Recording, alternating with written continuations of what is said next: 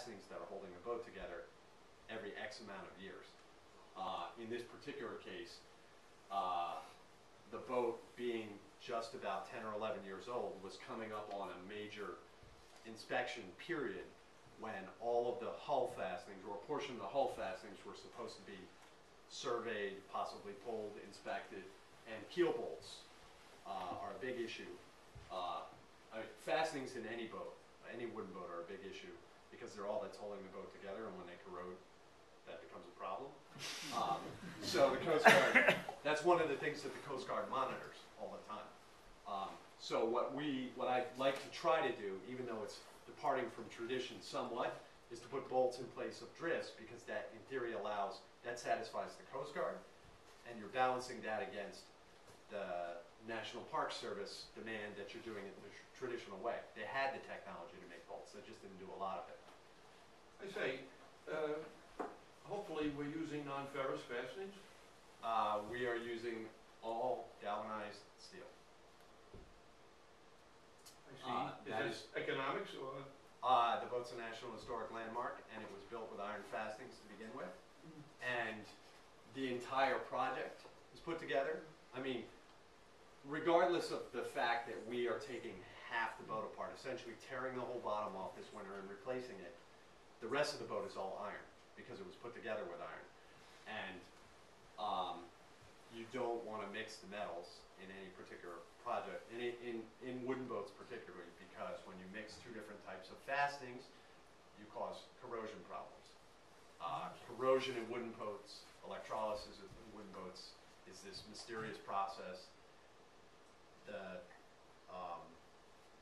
The science of it is well understood, but the practice of understanding it isn't necessarily so well understood, because you could have two boats that are built exactly the same way that have two completely different corrosion issue problems.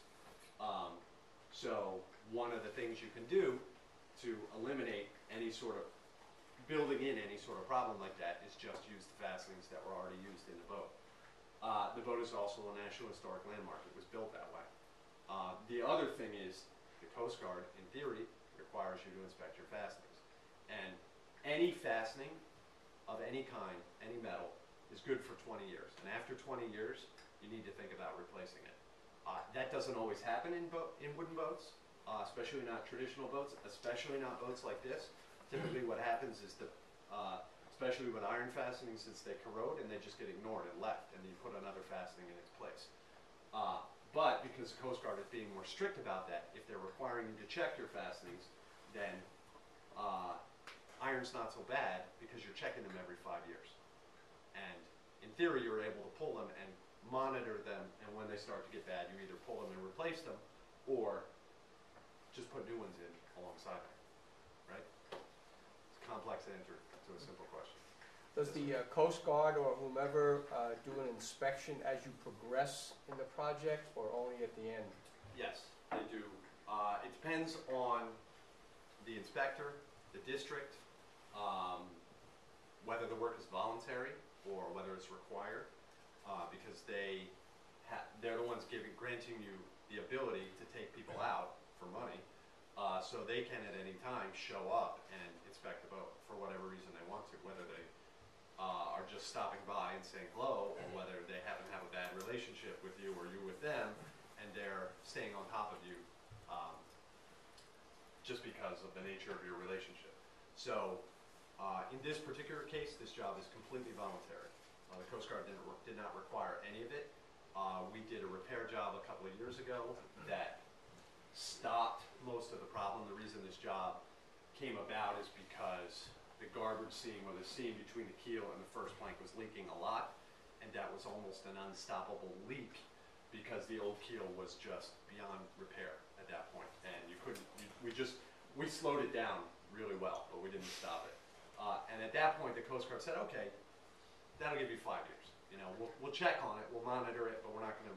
In 5 years from now, if you haven't fixed it, we'll look at it again seriously and decide." In this case, the WaterFront Center decided to be prudent and to do the job when they had the opportunity to do it, and the building. And in that particular case, the Coast Guard is really only here to monitor that we're doing the job right.